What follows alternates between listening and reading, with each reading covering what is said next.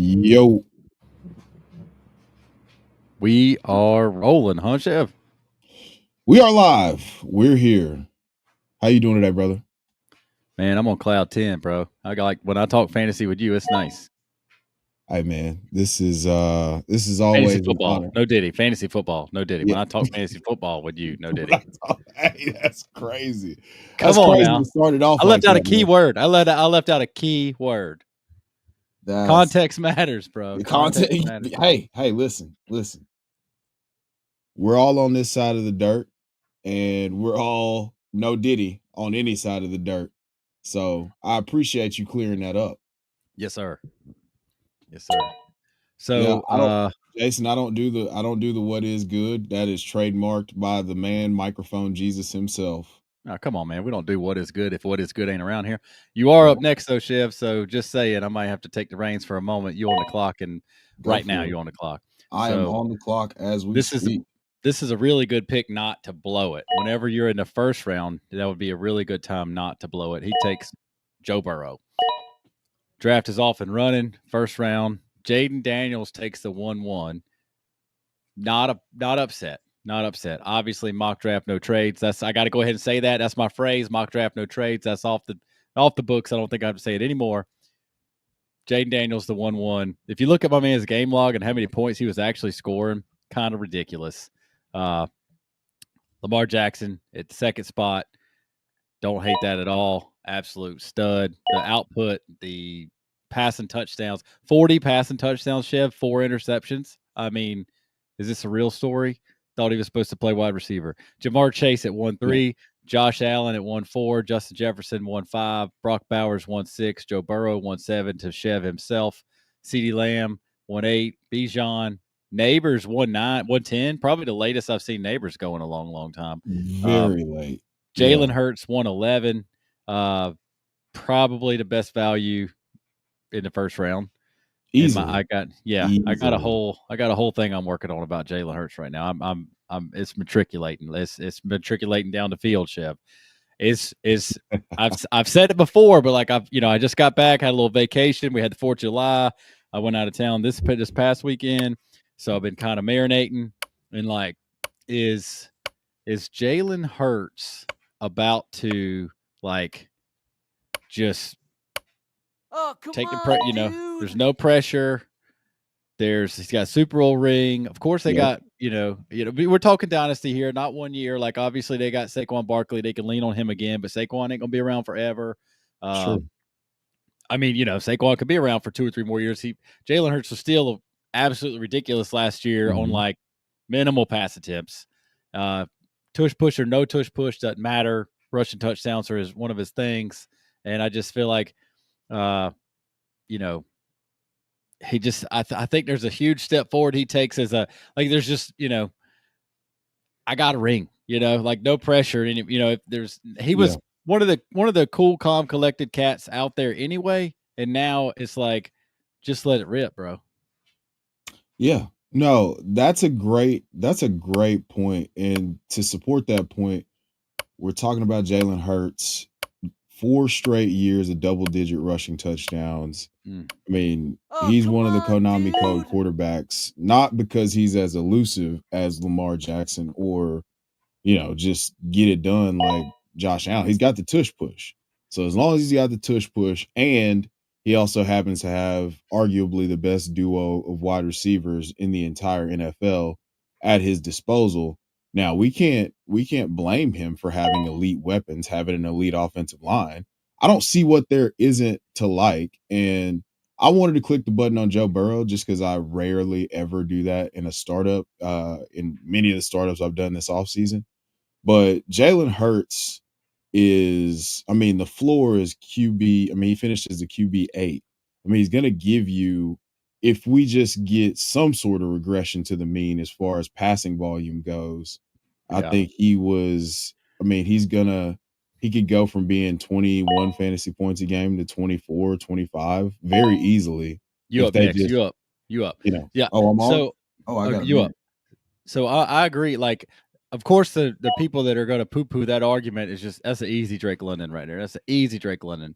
The only thing easier than that would have been Trey McBride or Brian Thomas, right? That second round, that first half of the second round is outrageously stacked full of so much fun. The clicks. I love to click those buttons on any of those guys. Yeah, so agree. Like the naysayers that argument would be, ride Saquon, the winning formula, right? They just had the offensive line. You let Saquon cook. You get behind the hogs and yada yada yada. But like that was a dominant performance by Saquon. We've talked about it, 470 something touches through the playoffs. Like odds are, like he's more likely to regress than he's not going to go. You're not getting better than that, right? You're not going to do better than that. But like, and it's just I feel like there's the safety. The floor is so good. Jalen Hurts probably has the best floor of any player, just because he doesn't tush push. He just there was a couple years ago before he had hurt his knee. Like they were the most dangerous team converting third. Like at 3rd and 12, they spread them out. And Jalen Hurts would take off running. It was like a cheat code, And he as he gets a little bit older, he might even put on some old man strength, and he might slow down a little bit. He's not out there just quarterback drawing all over the place, like Justin Fields, right? But doesn't have the sprint speed. But I just feel like he's so safe when if you're trading back in the first round and you're picking up assets and you're being able to get Jalen Hurts that late. I just feel like that's kind of like a cheat code approach, first round process. Like I understand if you can't pass, I understand if you can't pass up on Allen or Jackson or Jaden Daniels, but like if you played the season out for the next 3 years, like Jalen Hurts is going to be right there with those guys. On a per game basis, he's gonna be there. It's just I think we have a little bit of fatigue when it comes to Jalen Hurts because it's not quite what Lamar just did, and it's not quite what Josh Allen did the few years before, but it's really, really good and it's really safe. But we may never get one of those outcomes where it's like, all right, I'm going to give you 35 passing touchdowns and 4,000 yards and another 700 yards and 12 touchdowns on the ground. Like that would have been QB1 this year. That would have been more. Yeah. That would have been more points than Lamar Jackson. Right. Like I think that he's capable of doing those things, but I don't think that they're ever going to call on him to the degree that he gets to 4,000 passing yards, or he can get to 4,000 passing yards. And if he does, then Devonta Smith's probably a wide receiver 1, AJ Brown. If they decided that they wanted to throw the ball more, they could very easily do it, but there's no reason for them to do it. At this moment, right? They don't play fantasy football with their guys, but I just the upside is there and the downside is zero. There's zero risk in Jalen Hurts. This year was the downside, bro. Right. And here, run through. Let's run through a couple of rounds here. You want to take it? Sure. I got stuck on Jalen Hurts right there for a hot minute. So Jahmyr Gibbs rounds out the first round at 112, and then we got Patrick Mahomes at 2-1, Puka, Genty, Brian Thomas, Trey McBride, Drake London. You took Drake London at the 2-6, so you started off Burrow London. Nico Collins 2-7. What's up? Oh, time's up. Oh boy, hey, you just got auto picked Bucky Irving, bro. That's super solid. You couldn't. I don't know who's I can't see the list of players who's still out there, but I can't imagine that 2 or 3 more players are going to pop up that I'd rather have than Bucky Irving. Let me say, so you took Drake London at 2-6. Nico Collins at 2-7, St. Brown at 2-8, Bo Nix. So the dude's got Josh Allen, Bo Nix. That's really fun. Herbert comes after Nix, and then Achane and Barkley at 2-12. Third round reversal, Caleb Williams 3-1, Drake May, Lad McConkey at 3-3, Marvin Harrison 3-4, Travion 3-5, Bucky Irving 3-6 for you. Auto pick, but I still haven't seen somebody that I really got to have over Bucky. Garrett Wilson at 3-7. I understand it. Garrett Wilson, JSN, AJ Brown, back to back to back. But like, I'm gonna Bucky Irving here. I'm gonna stop after those 3 wide receivers. Like, I watched the Bucks game the other night where the Bucks and the Panthers played. I believe it was like week 13 or 16. I was watching a couple Bucks games there, trying to see what was going on with Baker Mayfield. And Mm-hmm. last year, in the season, it just moves real fast. And I got around to checking up on my Bucks players, and I'm checking it, and I'm like, all right, well, you're looking at the game logs, you're looking at the player stats on Sleeper. It's really nice how they showed us snap percentages and stuff, really make it easy for you to check out. And I'm looking at Bucky, and I'm like, that's solid. That's solid. And then I see Baker throwing all these touchdowns, and I see where Emeka Buka could fit right in there. I saw Yep. Yep. Sterling Shepard making plays, right? Old Sterling Shepard, just been around a long time. Every time Sterling Shepard's healthy, he's good. And then I see Jalen McMillan out there cutting him up, and I'm like, all right, he's still good. Just because they got a Igbuka, he's still good. And I was just like, all right, well, Bucky's a stud. He didn't even get the snap percentage, right? All those points came on like 60% snap share. So No, the stud it was less than 50. The stud that is Bucky Irving is about to come out. I'll finish the third round, and I'm going to turn it over to you to get rolling. You got Garrett Wilson, JSN, AJ Brown after Bucky Irving, like I said, and then 210 Hampton, 310 Hampton, 310 Hampton, 311 Brees Hall, and then CJ Stroud at the 312. So that gives him Jaden Daniels, Barkley, Stroud. And then that's the end of the third round. You got 4 picks until you're up, Chev. You auto picked last time. You got super lucky with that Bucky Irving pick. You might want to build a queue here. Even on a 60-second clock, queues are very valuable. Very much so. Actually, I just did it. That's good. Tet was 4-1. Jordan Love was 4-2. Jonathan Taylor 4-3. Super good value on Jonathan Taylor. So that guy's got Jamar Chase, Justin Herbert, Hampton stack, and then Jonathan Taylor. So the 1-3 spot with Jamar Chase as a stud wide receiver, Justin Herbert as a quarterback, and he's got Hampton and Taylor as his 2 running backs starting out this Dynasty team. That's a really good looking squad. And Chev's up on the clock right now. I'll let you make your pick, and then you tell me who you made and why you made it. So, and then the next pick was Rashee Rice at 4-4. Rashee Rice 4-4 seems really, really good. I feel like he was really cheap, like he would, man. Yeah, I feel like he had snuck into the third round or early fourth. So, 4-4 Rashee Rice is solid. 4-5. He's like 4-1 in the ADP. Yeah, 4-5 T. Higgins. Super solid build. That's right really there. Great value for T. Higgins, too. This guy starts at 4-5. The 1-5 was Justin Jefferson. He gets St. Brown on the way back, who's being slept on currently. It's not all right. So it's not even slept on St. Brown again. That first half of the second round, the whole second round, studs. So you get St. Brown at 2-8. That's killer. JSN and then T. Higgins. Value, man. So that dude right there with the 5th pick, Justin Jefferson, St. Brown, JSN, T. Higgins. He's got his 2 wide receivers. He's got his 2 flexes filled up. And now he just needs a couple crucial quarterback picks, a running back here and there. He could start his team like I do fairly often, which is kind of weak at running back and figure it out later. I got no problem having a strong running back, but sometimes in these startups, of course, no trades, mock draft, no trades. But like I don't mind, having that weak running back room to start my dynasty before the season even starts. Like maybe I got a running back after the draft. Maybe I don't have a running back for a couple weeks to see if my team's firing, and then I pick a running back up to help me for the playoffs. Or, if we just had this auction, I got Jahmyr Gibbs, right? Judkins, who doesn't seem value. As much fun year one is right to second as he did 2 weeks, a week ago when I picked him on this auction team. So, I got Jahmyr Gibbs and Quinshon Judkins to start a dynasty. I don't start every one of my dynasty teams weak at running back. It's just how the draft plays out. So that's all. So you had then Kyler Murray was the next pick, and then your pick. You were on the clock. You took Brock Purdy.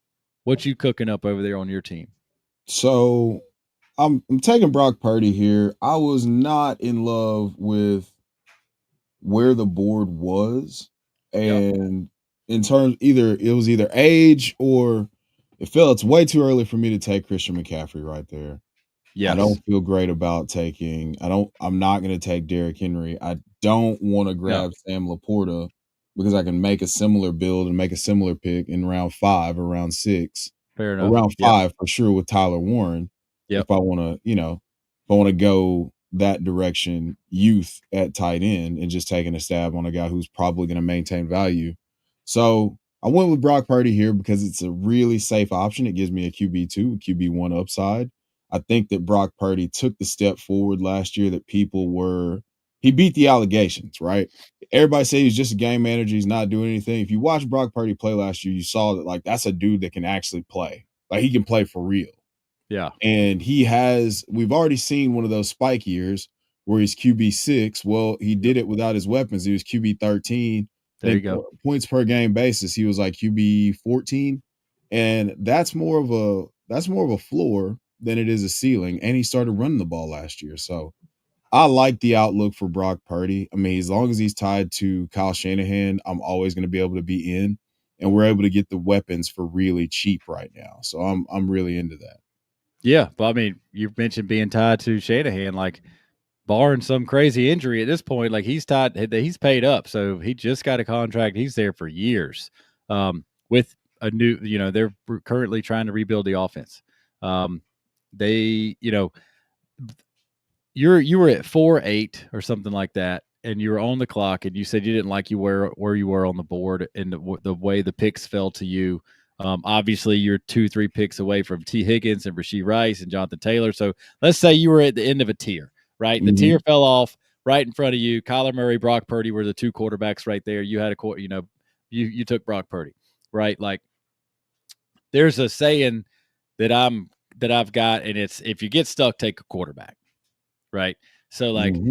Especially in a spot like that where you had a good team going already and you're like, all right, I could take Brock Purdy second, your second quarterback. Brock Purdy's most times my first quarterback, and he's already given you all the reasons in the world to be confident in this man. And so you put Brock Purdy on the team that has Burrow, Drake London, Bucky Irving, and then you just follow that up with Chase Brown. Like I really enjoy that team build right there. Again, Bucky Irving, very lucky auto pick there. So I'm gonna finish out the 4th round. I'll give it back to you. You took Brock Purdy, Travis Hunter went, Baker Mayfield, Roma Dunze, Judkins at 411. Be interested to see. I think 411 Judkins versus his ADP is pretty close. So like right this second, no movement on the current situation. Devonta Smith 412. I'm really feeling that Devonta Smith's safety there. I would love to. Yeah. That needs to be talked about more for sure, Big Co. Let's make sure we come back to that. All right. Run with it. What you got? Well, no, I was, yeah. All right. I wanted to make sure you got out what you were about to say about the rest of the. No, yeah, that was 412. That was the end of the round. So I was going to all right. Sweet. Let you roll with it. Mine is not zoomed in, so I'm I'm like, yeah. You got to play the queue. You got to play the players available game. I got the zoomed out version here. I got the zoomed in version, so I can read the names while you you keep building a solid squad over there. Yeah, I think that with Devonta Smith, it doesn't get talked about enough that the floor is going to be low because it's a low volume attack, but that brother's awesome at football. So we're talking about a dude who's he's going to produce. I mean, 7 targets a game last year, and he gave you 61 for 833 in 13 games. So he's pacing out for over 1,000 yards. Both of those receivers can hit 1,000 yards, and Saquon can be around 1,400 yards from scrimmage, and Jalen Hurts can give you 12 to 15 rushing touchdowns, and 25 to 28 touchdowns passing. So, I mean, it's just you want as many pieces in that offense as you can get. And the way Devonta Smith's priced, you can get top 5 weeks and, multiple top 5 weeks, just depending on how the volume falls. And he's available here, and he should be, it's 15 points a game last year. Right. Like, that's better than Rashee. It's not better than Rashee Rice, but it's better than Jameson Williams, Jordan Addison. Like he's priced kind of in that same range a lot of times, but I'd be fine. Like, I'm fine paying that because you're paying for that. That he's the Michael Jordan of that tier of player. Well, yeah, I mean, he missed a couple games quietly. You know, the Eagles were just beating people up. He still quietly missed a couple games. Like you said, on a per game basis, 15 points a game, man, that's like back in wide receiver one stuff. And Yeah, I think the floor is even a little higher than you're giving him credit for. Like the a couple of times he's going to give you a stinker. Like he'll give you 4 for 40, and it's like, and Casey, if Casey was here, he'd be like, 8's not going to kill you, and he's right. But like, if something happened to AJ Brown, if Jalen Hurts takes the next step, if something happens to Saquon Barkley, something happens to Dallas Goedert, like they just it's a highly intense target breakdown on this team, right? They don't spread it around all over the place. Hurts can, but like when you got players that are so good at what they do at their position, like Devonta Smith, yes, he's behind an absolute alpha dog, but like he's probably the best small wide receiver in the league. Like he's absolute stud. yeah, So the 412 there, just for me, honestly, like I just obviously if it 412 and 5-1, you could flip those teams. Float, it doesn't feel great having Devonta Smith as my fourth player, but he's such a good football player. Like you started, it's the first thing you said is he's good quality football player, high quality football player, and I just feel like you're just getting like stack up very good football players, and things change. Like just because yeah, the Eagles passed it the least amount over expectation last year doesn't mean that's going to play this. I mean, yes, they got a winning formula, but again, everything I said about Jalen Hurts, like it doesn't take much to see rising tide lifting all boats. Like they're not chasing anything this year. They're not living under shadows this year. They're not. The back's exactly. not against the wall. It's Philly, man. Like, they boys want you. They need some action up there, or they booing. They need Yeah, action, or they booing. They got a ring, and another ring. I mean, obviously they had a ring, a while back that right. wasn't Hurts, and I don't think Devonta Smith was there either. So like No, no, this no, is no, big no. time. This is big No, time. that was lightning in a bottle. Maybe Carson Wentz is a generational talent. But The he hurts his Eagles, knee, and then Nick Foles comes in and wins that championship. right? Carson Yeah, Wentz was the yeah, MVP that year before he hurt his knee, and right. then he never to So, be so obviously, seen you think again. you got the league MVP, and you win a Super Bowl, you think you're set. Life comes at you fast in the NFL, Life boy. comes at you real fast, and so that's the point, right? About Devonta Smith is it could change really quickly, and we don't have Mhm. questions about whether or not it's a talent thing. Things change very quickly. Well, for Like sure. Well, before, let's just. I mean, yeah. I mean, we didn't draft AJ Brown like we should have when he was a rookie because he went to Tennessee, and that was mm-hmm, the worst landing spot ever. And AJ Brown just all he did was take slants to the house. mm-hmm, Like, all right, watch me. mm-hmm. I'm To, There's right? people, bro. There's people who like before AJ Brown got to the Eagles, I was like, look, man, AJ Brown is way better than DK Metcalf. I promise you. It's like I Mhm. will. I don't. You're gonna see. It was like you'll. It's going to happen. It's just the fact that he's not getting. He doesn't get the same type of volume that DK Metcalf gets. And then fast forward, and it's like, oh, he is one of the best receivers in the league. Oh, Stud. yeah, he's I mean, if he goes into the Hall of Fame, he's going in as an Eagle, which makes me sick to my stomach because I knew what he was. Yeah. Like, it's Te- it's just so gross. Terrible But trade for the Titans, and just shows you Roseman's been cooking for a long a time. long time, man. You This need me is to you need me to read the fifth round, or can you see it? You about to be on the uh clock. I'll read it. You on the clock. Nick, go you ahead. on the clock now. All right, so 5-1 was that Tyler Warren you were talking about. Cam Ward, 5-2. Laporta, uh, third tight end off the board. Laporta, 5-3. Josh Jacobs, Trevor Lawrence coming on up. Chase Brown, my guy. JJ McCarthy, Kyron Williams, Kenny Walker, Christian McCaffrey, 5-10. Here we go. Xavier Worthy, Derrick Henry, 5-12. Derrick Henry, 5-12. Feels early. I understand. he could play 7 more years, right? Like, let's just Right. throw it out there. My man could play, he's a robot. He could play 7, 8, 12 more years. Like, he could, transition, be a tight end later. This man, stud. Terry McCall Transition to be a tight end later is crazy. Boy's off his rocker tonight. Terry McLaurin starting the 6th round. George Kittle, Michael Penix, 6'3", RJ Harvey. So we got Kenny Walker, RJ Harvey back-to-back on one team. Wow, got to stop right there. Josh Allen, Bo Nix, the first 2 quarterbacks for this team in first round, second round. A.J. Brown, Rashee Rice, 3rd round, 4th round. Kenny Walker, RJ Harvey, 5th round, 6th round. Everybody else in here needs to step their game up. Okay, everybody else in here, all other 11 teams in here, I'm gonna put you on notice. You need to focus. All right, You need to focus. You need to lock in because the 4 spot is cooking.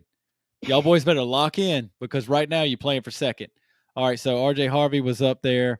Dak Prescott, 6th round Dak Prescott. My 7th round Dak Prescott days are over. George Pickett trade ruined that for me. Yep. Let's go Dallas. Not really. Let's go Dallas. Let's go Dallas offense. Let's go Dallas offense. Let's go Dak. Let's go Dak. CeeDee Lamb, Ferguson. Let's go Pickett, shootouts. Let's all go up high shootouts. over-unders. Shootouts. Love it. So we got Caleb after Dak. Igbuka, you took him at 6'7". I'm going to come back to you. Tell me why you took Igbuka over somebody else, over anybody. Bryce Young, Jared Goff. Bryce Young before Jared Goff. Whoa, what kind of world are we living in? Jamison Williams, Colston Loveland, maybe the most gotta should have it player coming into a tight end premium league. And Zay Flowers at 6'12". I'm going to take a break, get some water. You tell me about that Igbuka pick. So, Igbuka right here, this is one that I haven't had a chance to click the button on as often as I want to. And so I wanted to get a chance to talk about. I feel you on that. It's always so normally here I would go Dak Prescott. I would go Caleb Johnson. I would potentially go George Kittle, but they all went in the picks ahead of me. Yep. And so, I mean, all those picks right there are picks that I would make. And so we ended the tier. I feel like I could get a quarterback a little bit later that's not too much of a drop off. Golf already had here, 2. Yeah, I've already got 2. So I'm living, I'm just looking for what can add the biggest upside to my lineup.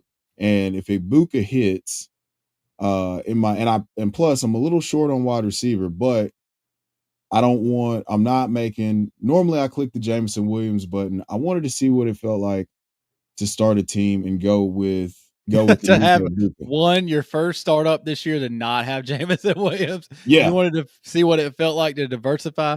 Yeah. I needed to talk about Igbuka because we were all really high on Igbuka, right? He feels really safe. He feels like you said it earlier, he's going to seamlessly fit into this Tampa Bay passing attack.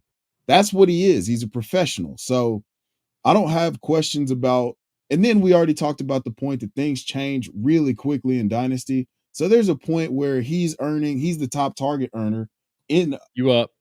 Yeah, I got it. Boom, he's ready. I got it. I got it. Yeah. So there's a world where he's the top target earner in Tampa next year. Alliteration aside, I really wanted to get some Igbuka because the more that I think about his situation, the more I'm like, all right, cool. And I've clicked the button enough on guys like George Pickens and Jameson Williams to where I feel confident that they'll be there in this range. But this is my first time really clicking Igbuka, so I need to talk through his outlook because I like the way that he's set up way better than initially we thought for his outlook. But then time is a flat circle. Now I'm back to damn it, Mika Igbuka's really good, and I really like his situation moving forward. I liked the pick immediately, not for Igbuka. I liked it for Baker. I liked it for the Bucks. Just Bucks got a solid offensive line, got 2 good running backs, got one first ballot Hall of Fame receiver, and if Chris Godwin could tally a couple healthy seasons together, he'd be on that Dan Patrick show, best of the rest or whatever, almost Hall of Famer, Hall of Very Good, whatever they call it. Hall of Very Good is what they say. Like, Godwin's a stud. First No ballot doubt. Mike Evans, right? And like Mhm. this transformation, resurgence, like Baker Mayfield, what he put on tape last year was better than some of the stuff he put on tape in college against, bad defenses. And he did that in Yeah. the NFL. And Yeah. Oh, yes, yeah. he cooked to, it was Dave Canales, right? I was in Dave Canales we trust last year. That was my motto. And then he goes to Carolina. What happens to the Bucks when Dave Canales leaves? And all of a sudden there's this fella named Liam Cohen, right? Never heard of him.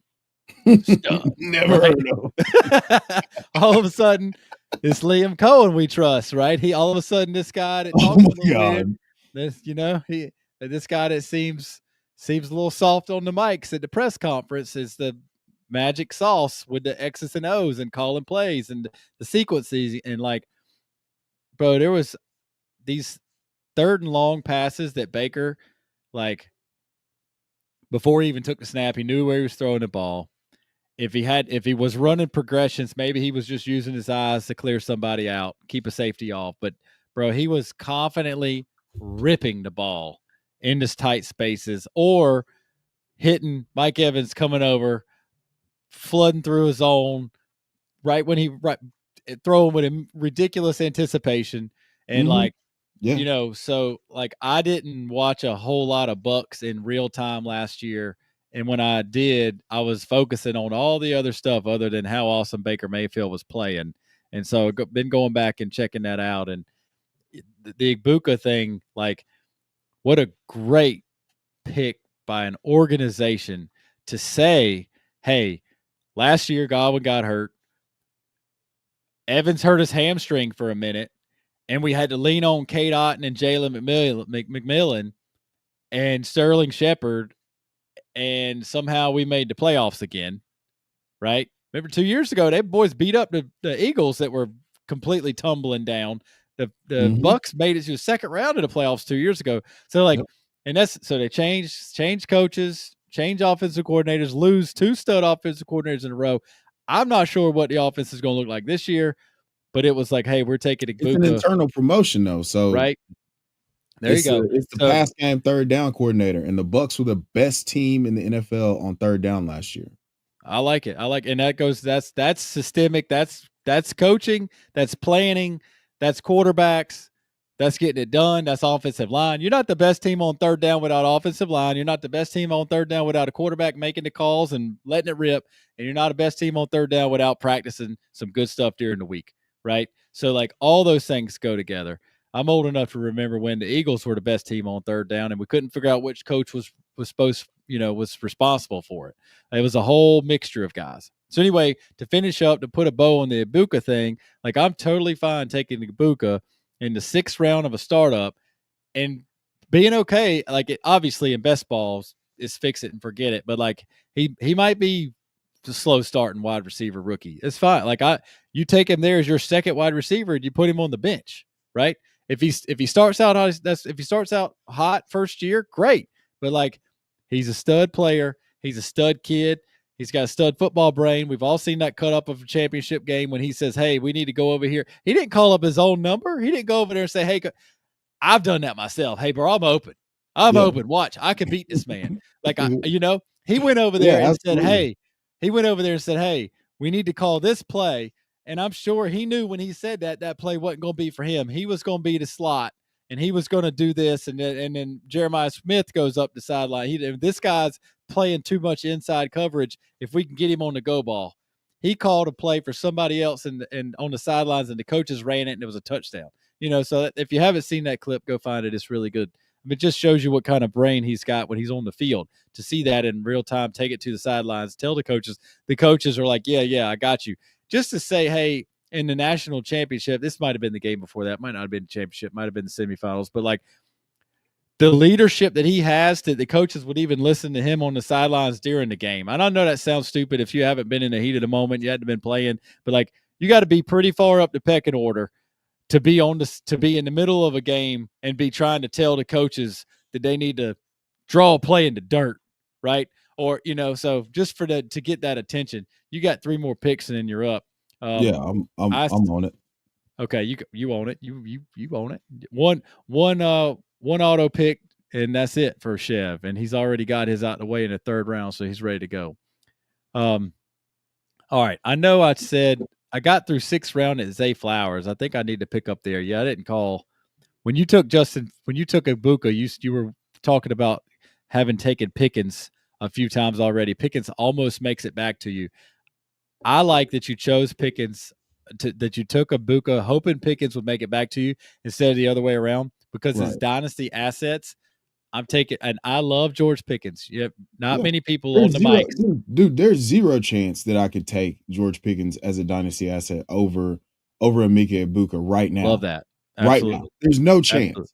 Yep. I No I I chance. believe in the talent that is George Pickens wholeheartedly, but it would be incorrect process to ignore everything that's going on, all the context that we talk about all the Yep. time, and then Yep. say, "Hey, I believe George Pickens is this." You can believe that all you want to, but you're playing the game wrong if you're taking a receiver with no contract certainty beyond this year, and you're also on the other end, you've got a first round wide receiver with a quarterback that's locked in, and he's in a positive ecosystem, so you've Yep. got a multi-year bet of retaining value, whereas Pickens value could crater. Now, do I think it's going to go through the roof? I think it's going to go through the roof, Yeah. but I've only got a 1-year window to be right or wrong. You see what I'm saying? Yeah, absolutely. And all that being said, like I completely assume that Pickens is gonna maybe potentially dominate Igbuka's fantasy points this year. Like, I think Pickens is gonna crush. But everything you said was on the same lines of Pickens, when he's full effort and full concentration, God gave him talents that a lot of wide receivers in the NFL don't have. Correct. But if he was as level headed as what it seems that Igbuka is, Pickens might be a first round startup pick, Yeah, this right? If the if he could handle, if Pickens could handle his emotions the way that we think Igbuka can, you know what I mean? You know what I'm Yep, saying? Like, yep. it's I know and exactly that, what you mean. you I'm know. on, So I'm struggling right you on the here. I clock. got You it. on the I clock. got it You though. fighting. You battling. You gonna have a Yeah. good story to tell. Boom. Doubles down on the tight end. He's sweaty. I think he regrets that pick. I think he regrets that pick, boy. Oh, All right, that 10th round, Mark Andrews. All right, I'm gonna pick up in the 6th round for the podcasters, 7th round, and then you could tell me who you were battling over. He took Mark Andrews, and he looks like he was put in a bar fight. Chev, you need to get some water, bro. All man. right, Oh, Jordan Addison, give me a minute. Chris Olave. Yeah, turn your mic off. Jordan Addison, Chris Olave, Chuba Hubbard, Pickens at 7-4 did not make it. He was 2 picks back before Chev. Waddle. Chev takes Justin Fields as his third quarterback. That's kind of like, hey, I'm gonna take my ball and go home. I got 3 quarterbacks, and I got one to Justin Fields. He may be an every week starter, like QB1. Mm-hmm. DK Metcalf, James Cook, TJ Hawkinson, DJ Moore, Matthew Golden, Tyreek Hill, Mike Evans. So you got Tyreek Hill, Mike Evans on the turn there, coming in 8-1. So you got 2 old receivers. Took Terry McLaurin, took Derek Harvey. Not Derek. Damn, what's the Ravens? Henry, Derrick Henry. Derrick Henry. He took Derrick Henry and McLaurin on the turn the time before last, and then he takes Tyreek Hill and Mike Evans. So he takes 4 olds in a row. Not to put you in a nursing home, McLaurin. You're the youngest one of those 4 players, and then so that'd be interesting to see how he finishes out his team build there. So after the Tyreek Hill, Mike Evans turn, Ricky Pearsall at 8-2, Cortland Sutton, Alvin Kamara, Tua. That's the earliest I've seen Tua. We got a Jackson Dart, Tucker Kraft, Jaden Higgins, David Montgomery, Sam Darnold, Joe Mixon, Luther Burden to finish up the 8th round. And I don't have another round in me right this second. I need to take a breather. What you thinking over there, big dog? What I really need to do is zoom in on my screen. It got blurry. I need to zoom in for a second. I'm gonna throw it over to you. Yeah, I struggle with that Andrews pick because I've already got, so roster construction wise, I've got Ibuka, I've got God. I don't want to click the button on Godwin. I don't want to click the button on Anthony Richardson, having Justin Fields already as my third quarterback. I'm not clicking the button on Travis Kelce. At this point, I don't feel like he offers the upside that I would want in an older player, nor do I feel like he's going to, even in a tight end premium, I don't feel like he's going to be able to be like a flex potentially. Whereas Andrews has the touchdown upside. We've seen in a limited role him be able to be, very usable. And I feel like I could project that out pretty comfortably this year. I'm sorry, Andrews versus who? Travis Kelce. Okay. Yeah. I would definitely take Andrews. All right, keep going. Yeah. So it was just I was struggling with this range of players right here. I could have clicked on Keon, but then that's a bet where I also want to just see if I can add points to my lineup and a little bit of value tight end premium wise. And you can flip Andrews, whereas if Keon breaks out, I'm gonna want to hold him. No doubt. I like it. And then I was able to come back and get Ridley here. So I like the 1 year bets. Those are both 1 year bets for me. And I got a little bit of security, I feel like, with Ayuk. Once Ayuk's back to playing full snaps, I think all this nonsense about whether or not he's good. People think he's not good. And I'm like, guys, just at the beginning, week 1 of last year, he was wide receiver 12 on Keep Trade Cut. Yeah. Week 1. Yeah. And it's like, yeah, he put a little bad football out there. That happens from time to time. These dudes aren't always locked in. I'm not running any routes in practice, coach, because I need to get my 70 million guaranteed, coach. Right. Yeah. And I don't blame him one bit. I don't like the way I got upset. I don't like the way he handled it. I'm not you can't go full on live stream in your car in front of the San Francisco 49ers practice facility or whatever that was, you just, and then disrespecting something, I hated all that, but I do not hold it against anybody who says, hey, I need to get my 70 million guaranteed before I go making some jump cuts out here. Like, bro, it's NFL. It's the worst saying is not for long, but it is so true. It's so corny. NFL's not for long. Like, it's such a corny thing to say, but it couldn't be more true.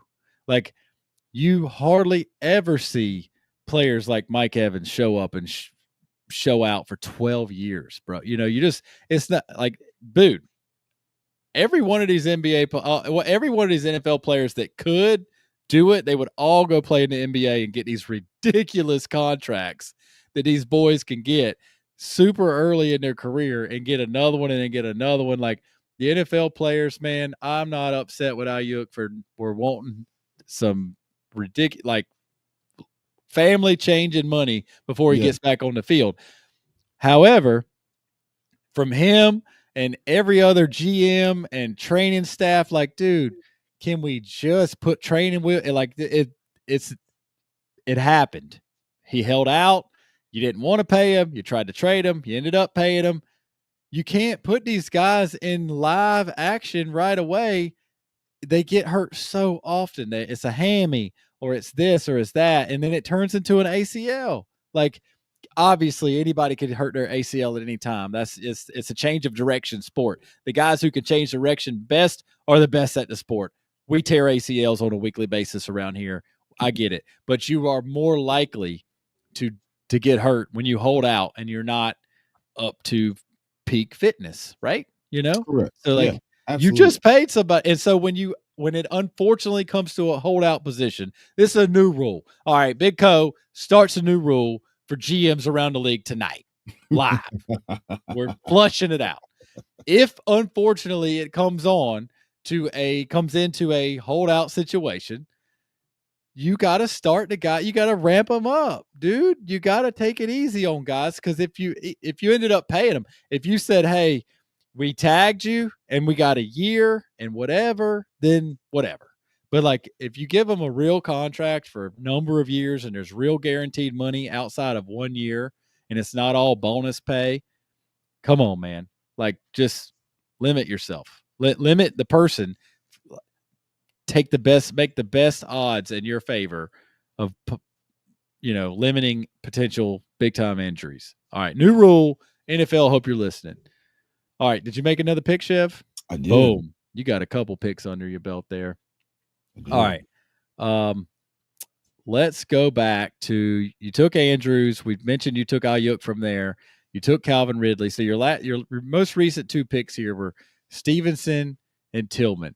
So when you were on the clock for Stevenson, Jordan Mason gets sniped right in front of you. Excuse me. And then Pittman was next. You were never looking at Pittman. Never.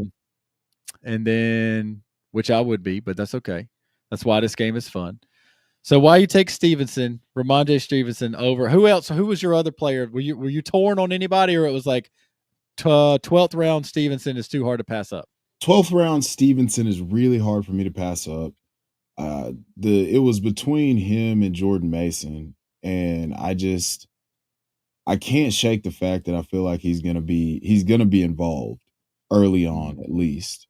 And if that goes, I mean, we've seen it go really well for Ramondre Stevenson, and then we've seen last year where he's just fumbling the ball all over the place. Yeah. I think that he can get that fixed, and if he can get that fixed, he's going to have a role because, I mean, at the end of the day, he's still a really good player.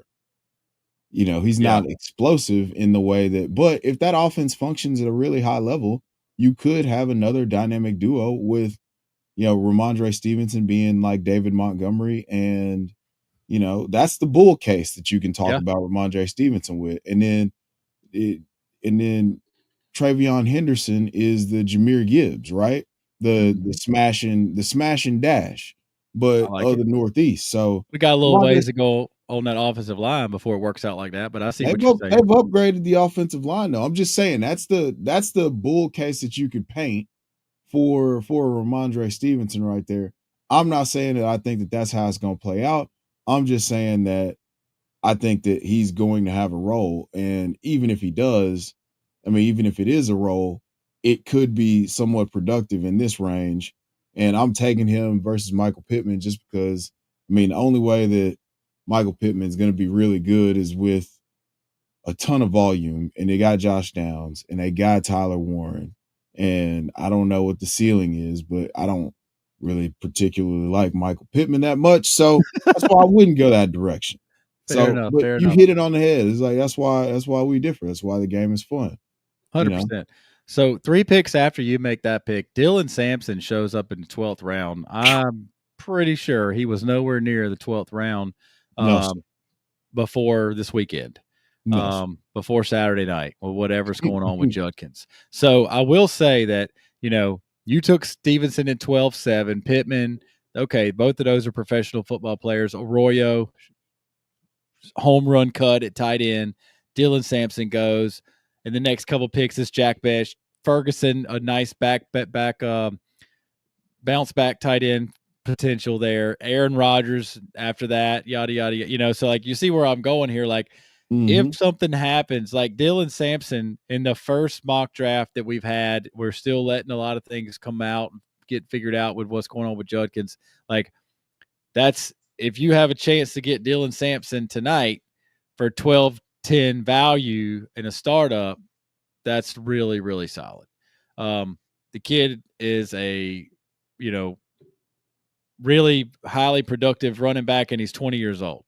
So like, that's, those are things that go well together with age, breakout age, et cetera, all that stuff for the Devy guys.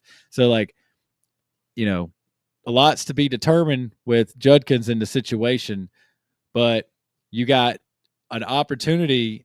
You can go try to steal Judkins away this week cheaper than he would have cost you 2 days ago from somebody.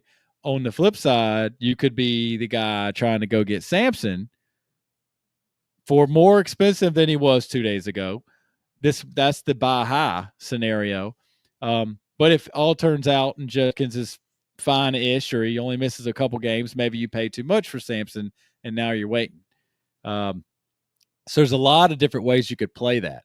And the other way around is you got Sampson for real cheap, and now you could sell him to somebody because of what's going on with Judkins. So there's four-headed four-way turn right there, where you could be buying or selling multiple guys for multiple different strategies. So that's going to be interesting to see play out in all the different dynasty leagues in the next couple of weeks, based on what happens. Even let's just from the dynasty's trade strategy situation. Let's just say Judkins is suspended 4 games. I have zero idea what's going on. He might miss no games. He might miss a season. I don't know. He might miss 6, 8, 10, 12. Who knows? Let's just say he misses 4 games.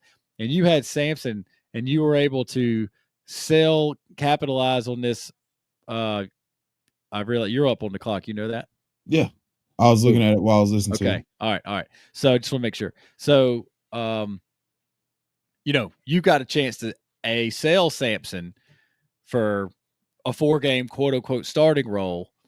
And then you do that and you're all excited because you turned a decent profit. But then Sampson comes out here and crushes it somehow, breaks a couple long touchdowns, and then you're like, if he comes out, you sell him, you feel real good about getting a 26-second for Dylan Sampson right now. Then he comes out and Bucky Irving's your ass, and then you got the stanky face. Yeah, I love it. I hate the situation because if Judkins really hit a girl, terrible. Shame on you. Right. You'd face all the punishment you should face if that's really what happened. Correct. But supposedly he's an awesome kid. He's never had any problems. It's we don't know anything right now. But I hate the situation. Innocent until proven guilty. We're talking about the game that we're playing inside of this real life. So the Dylan Sampson part of this is a underappreciated entertainment part of the trade situations going through leagues right now, because some people are buying or selling Judkins, and the backup part of it, because Sampson, you don't often see teams take 2 running backs of that caliber in a draft back. Obviously Judkins is a stud, but like a lot of people, Sampson was a lot of people's like favorite next 2 or 3, but after after the big 4 or 5, you had Sampson, RJ Harvey was in that mix, those kind of guys.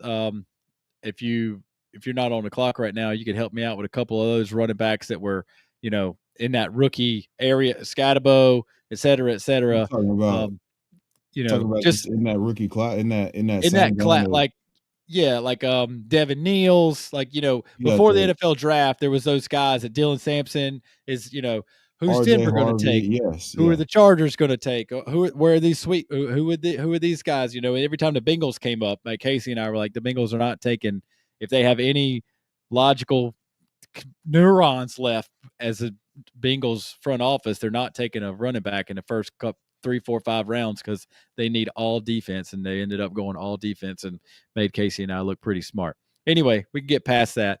The draft has gotten past us because we love to talk about football.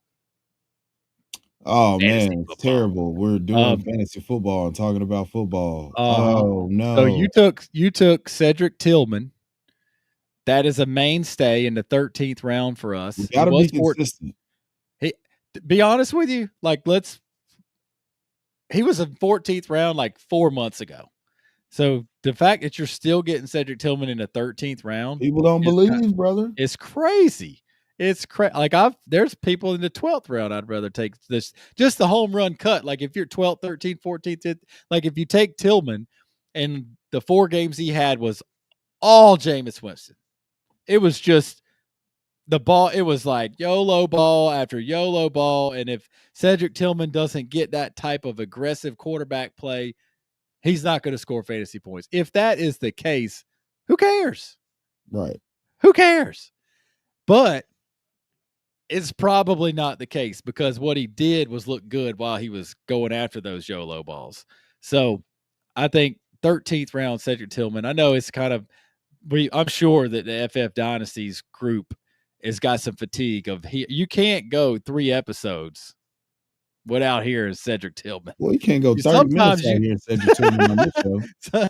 Sometimes you can't go 30 minutes without us doubling down. So I think the fact that you can still get him, especially with guys that are playing with us, like these are, these drafts now get filled up by Patreon members in minutes. Like used to, 2 years ago we started doing this, we throw it out to Twitter, et cetera, et cetera. But now it's like our patron, our family, our guys, our boys that ride with us.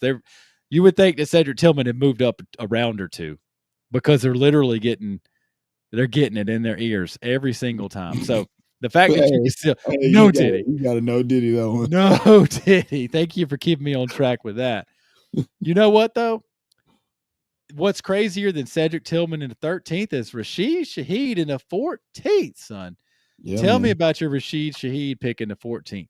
Well, I mean, he's awesome at football. And so when people are awesome at football, I believe them. And we saw the little mini breakout. And I think this is tremendous value. I mean, in the range that we're going, I mean, you've got a safer bet in Stephon Diggs. I'm out on Cooper Kupp until I see it in Seattle. Oh, yeah, I can see that. Mm-hmm. Yeah, and I'm still the AIDS thing. I'm out on that. Tank Bigsby, everybody makes their pick. I'm not picking Tank Bigsby to do anything with the Jacksonville backfield.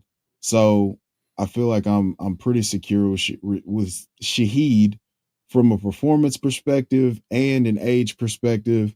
He's kind of in that still. He's not considered old, but he's not super young, and I've seen enough of him playing football to be comfortable with him on my roster, increasing in value here. Because you're trying to make the best bets possible in terms of where, guys growing and expanding in value and increasing how valuable your team is. 100%. Like there's been a big push in the last couple of years to once you get past round X, Y, Z, whatever, you should be swinging all upside. And while I don't wholeheartedly disagree, because 2 years ago, you got to be fluid. You got to learn you got to put your experience into play and try to continue to get better. And while 2 years ago, I was 100% home run cut. 9th, 10th round, once we got to those guys, once we got past to the guys that we knew we were good, which is about the conversation we had earlier when you took the Ramondre Stevenson, Michael Pittman, and then I talked about the Dylan Sampson 12. That was 12th round. 12th, late 12th round area. It's like, all right, we're pretty much past all the guys we know for sure are good, save like the Deebo Samuels and stuff like that, because, Deebo's got beat up over, all that stuff. So, yeah, there's a couple guys past that from health and just, but like Rashid Shaheed has done nothing but be literally amazing for the last 2 years when healthy. Mm-hmm. The reason, if I didn't have to say when healthy right there, me and Casey get it. I don't know how every single time, literally, we talk about fantasy football in the last couple of months. If we start talking values, we start talking upside, we start talking late round. It's Rashid Shaheed always comes up when we're talking, because if he didn't get hurt, Chev, obviously Olave did, and we could play that if game if Shaheed didn't and Olave didn't, yada yada. But like the Saints were cooking for a first couple weeks, and even when they weren't cooking, Shaheed was still doing his thing. So if Shaheed didn't get hurt, he would be nowhere near this 14th round. So that's fantastic value. And again, if he goes another year or two and we're just like, oh man, best ball pick, fine. If you're in a deep flex league, if Rashid Shaheed's your third or fourth flex and he hits a long ball once every 2 weeks, yeah, that's fine. Could it be better if you had a team that was so good where DK Metcalf was your fourth flex? Yeah. Why not? Right. But like, we don't all have not every one of my dynasty teams is completely loaded. Right. Let's be honest. So you play enough, you're going to have some clunkers and some not great, but that's a home run swing. And the important thing is he gives you the same kind of, he gives you a ceiling that you can't achieve with a guy that just isn't going to score a lot of touchdowns or make big plays. It's the Deshaun Jackson was that type of player. Will Fuller was that type of player, right? That's the Rashid Shaheed archetype. Big play, going to take the top off the defense, score a 70-yard touchdown. these are the guys. These are the types of guys. And you want those guys on your team because you can add them in a trade and it puts it over the top, especially if you're going in season and he has a big week and you see somebody that, that's a little weak at wide receiver and you're trying to trade cross positionally and you time Yeah. that up. Like Yeah. that's a guy that you want on your roster because he'll be that 24 next to his name is going to do a big, big, big favor to get a trade over the top. I like it. I like that a lot. All right, so you go back, you get past Rashid Shaheed, and then you got Jalen Royals. Jalen or Jaden? Jalen Royals in the 15th round, Chev. You got Brenton Strange had just got off. Bateman just got taken. Daniel Jones just got taken. I got to say, 15th round, Daniel Jones is stealing as a potential quarterback starter. You take Royals in front of Pat Bryant, Devin Neal, DJ Giddens, et cetera, et cetera. So tell me what, where, why, and how you decided and landed on the WR4 for the Kansas City Chiefs in the 15th round.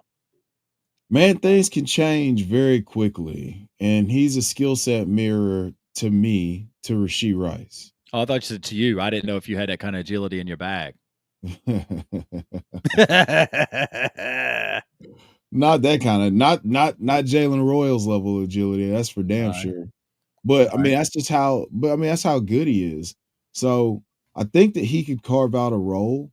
I think that he's, it's a skill set match, like a skill set fit.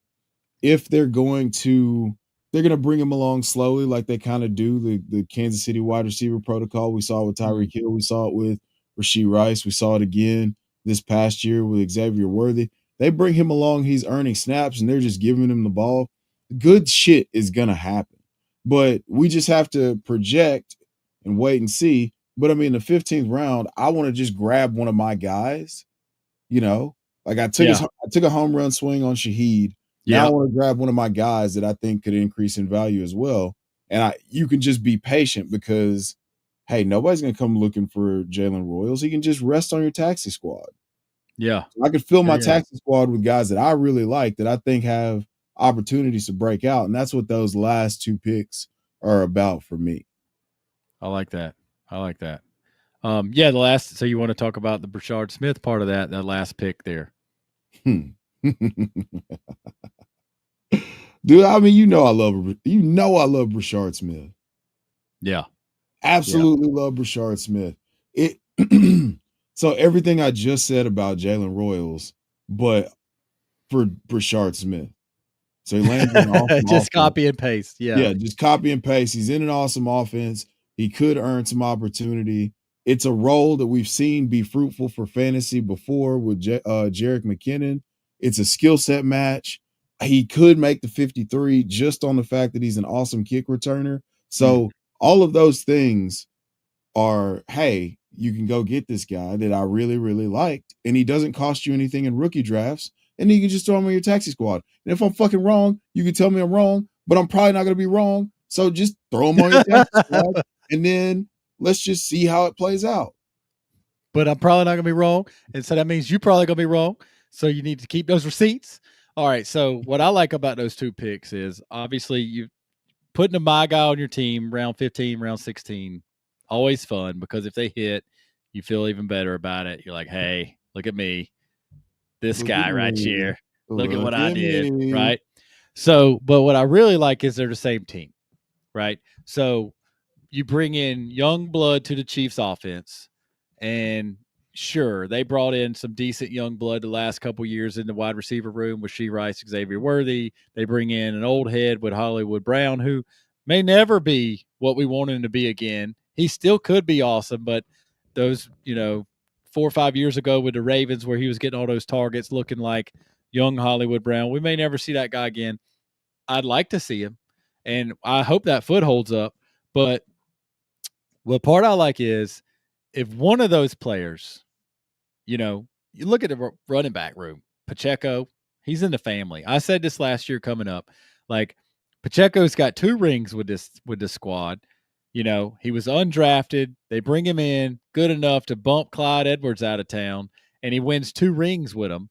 back to back. So like he's in the family. He's already sprayed champagne everywhere multiple times. He's into group texts, like if they going out and doing something fun, Pacheco's invited, right?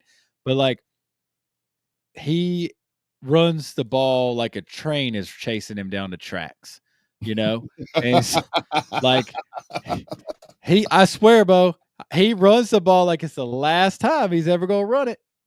And I love those kind of players. I love that Marion Barber was like that, Yep. Like I could probably sit here and think of a couple other guys, like those kind of guys that like Ahmad Bradshaw. They don't care what happens, but like I got the ball and I'm running. Yeah.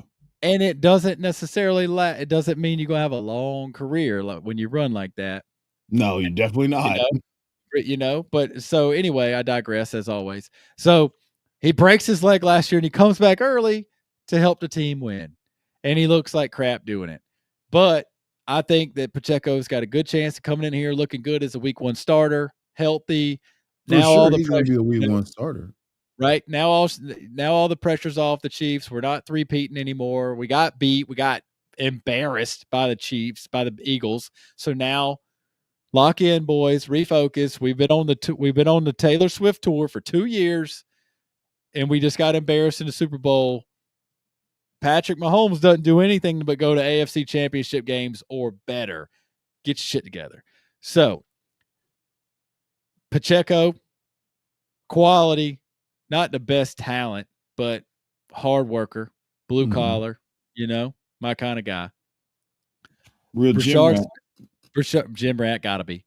Brashard Smith could come in there and just be looking electric. Like you said, I think the McKinnon role is a nice comp that has been put together, and I think it plays well because I said that shit in like January or February.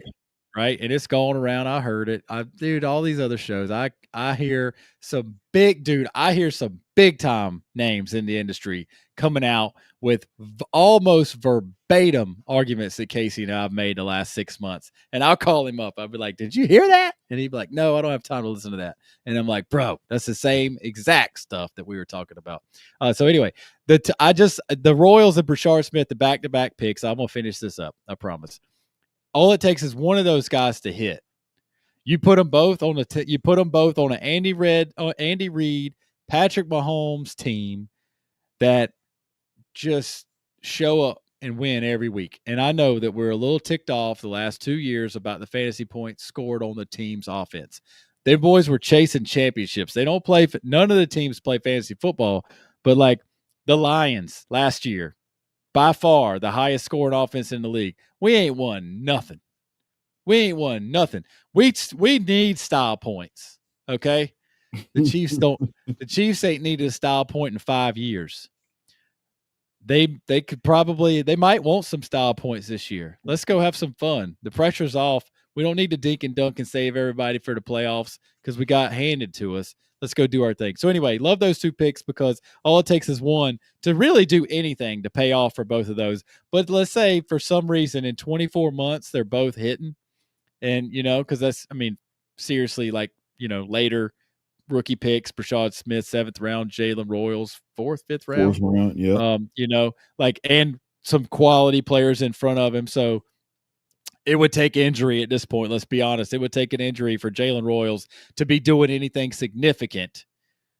Correct. And he could get a play or two a game and be in a package. But like if Hollywood Brown's healthy and Worthy's healthy and Rashee Rice is healthy, Royals is on the bench percolating. Right. Correct. He's on the studying, learn the playbook, figure out what's going on, be ready when I call you. That kind of stuff. So I just feel like that's a nice solid 2 picks that you made, that the sky's the limit. And if they can sit on your taxi squad for a while, just like you said. All right, man. I had a good time. What you got for me? Man, I had a fantastic time, man. That was a lot of fun just talking about, strategy and getting into some, hey, this is the way to look at this point in a startup. Man, I love talking startup strategy with you because we get on here, you talk about a player, but we're talking about how to build your team, how to maneuver and all that stuff, even though there's no trades, but just how to finesse timing the market on different stuff. Call it conomics from now on. Well, I appreciate that. I like strategy. Me and Casey we got playing fantasy football together about 15 years ago, and maybe a little bit more now. As you see these grays, this gray hair shift, right? So it's been a while. But I love the strategy part of it. As soon as I figured out what Dynasty was, man, my life was ruined, bro. It was, there's just literally, you don't have to take a break from it. You don't have to. The Right. NFL right now, we're in July, and it's literally all the big name guys on football, like a daily radio. This is the time of the year where they take vacations because they know. I mean, I said it when we got started. I kind of checked out a little bit. I didn't check out on my Dynasty team, Chev. Right. Check out I'm still looking at it. Hey. I'm still plotting. I got long cons in the works, son. I got long cons in the works. So I love it. I love it, bro. Yeah, no, I mean, if you're listening right now, you're a sicko just like us. And if you're not and you're listening, you will become one of us sooner than later. You about to get the itis. You about to start scratching. You about to get the itis. So we're here just to try to help you, share some of the mistakes that we made, some of the processes that work, and pass that along. And we appreciate y'all, listening to it. For sure. Cool, man. Catch you next week.